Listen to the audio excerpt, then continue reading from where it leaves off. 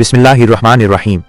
आज हम एक ऐसी हकीकत सुनने जा रहे हैं जो दिल को रोशन कर देती है और सोच को बदल कर रख देती है। इसलिए वीडियो को लाइक करना, शेयर करना और चैनल को सब्सक्राइब करना मत भूलिए। चलिए वीडियो शुरू करते हैं।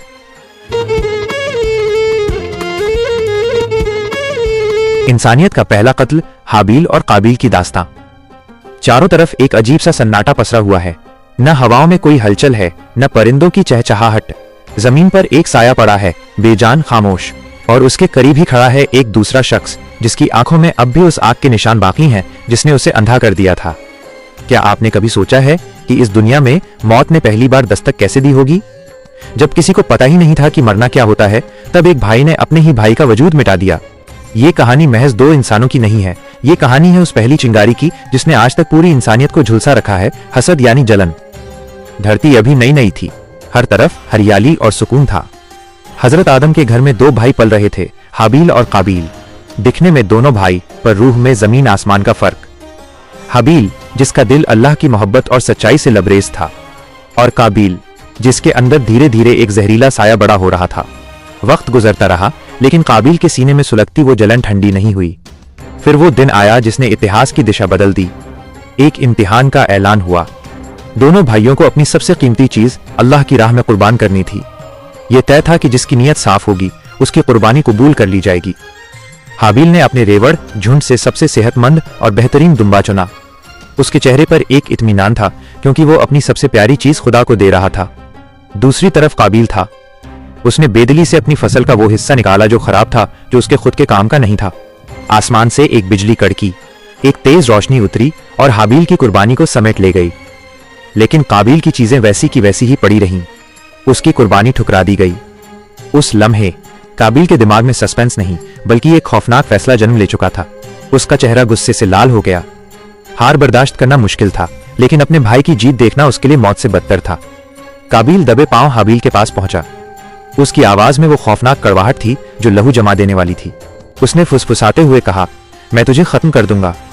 सोचिए उस मंजर को, जब दुनिया में कत्ल शब्द का वजूद भी नहीं था, तब एक भाई दूसरे को जान से मारने की बात कर रहा था। हाबील की आंखों में डर नहीं था, सिर्फ एक गहरा दुख था।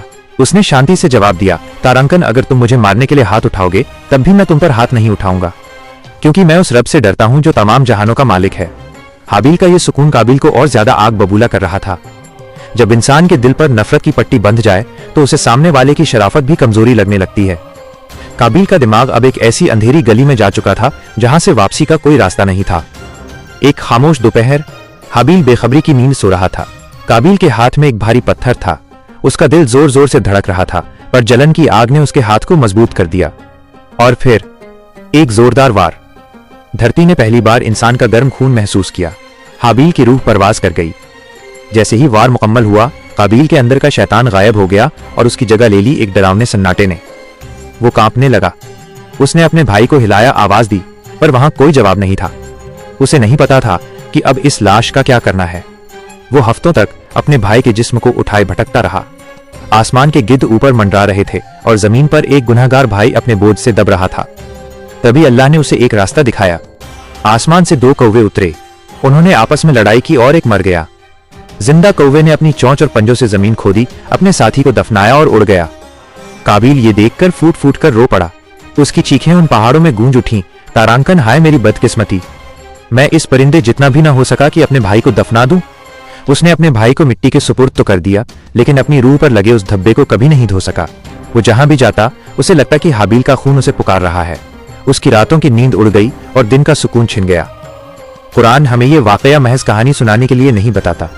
ये एक ऐसी चेतावनी है जो कयामत तक गूंजती रहेगी। जिसने किसी एक बेगुनाह इंसान की जान ली, उसने मानो पूरी इंसानियत का कत्ल कर दिया।